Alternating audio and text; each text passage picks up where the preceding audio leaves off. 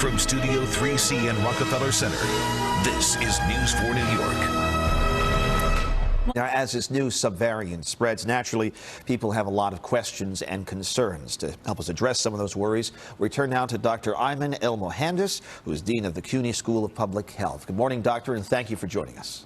Good morning, Gus, and thank you for having me. Well, let's begin with the COVID subvariant, BA2. We know we have cover that's been spreading. Are we going to see another wave like we saw during the holidays and in the beginning of January?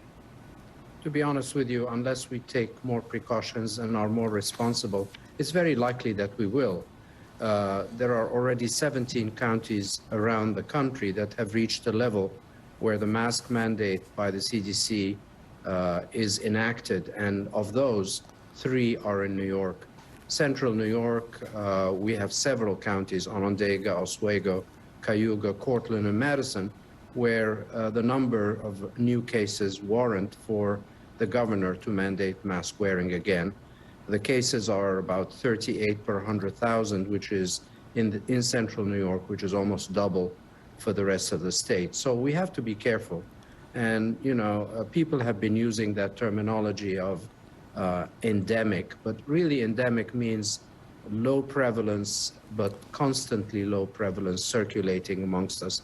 I don't believe that we have reached that state, because what we're seeing now are cyclic resurgence every about 3 months with another outbreak, and that is not the pattern that we would call endemic yet. So I would call for caution. Definitely those that are now qualified for a booster should get it. I belong to that age group, and I did get my second booster. For those of us that have received the Johnson & Johnson and a booster, they are also qualified for a second booster. So I would recommend being very careful.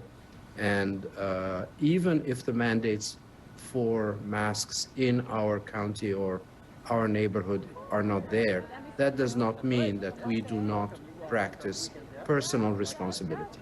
And Doctor, you mentioned the second booster. You say you got it. How does it compare to the first booster? Is it essentially the same shot? And down the line, do you recommend everybody getting it when the CDC guidance, if the CDC guidance changes?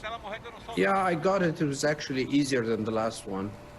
Just a little bit of redness and very little pain where the shot was given.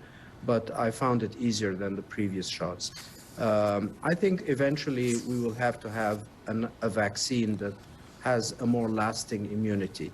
The messenger mRNA has been disappointing in that way, meaning that every 6 months it seems like the immunity wanes enough that you need to get another shot. There are other technologies, vaccine technologies. Recombinant protein is being tested in Texas, for example, in Houston, new vaccines. And I hope that new technologies will allow us to at least be protected for a longer period of time, because people are beginning to tire of a shot every 6 months. Does not seem to be very realistic in the long run. Doctor, I think so I'm hoping for something better. Yeah, I think a lot of people are hoping that as well. Doctor, we appreciate your time this morning and for your insight as well. Thank you, and stay safe. Thank you for having me again. You bet.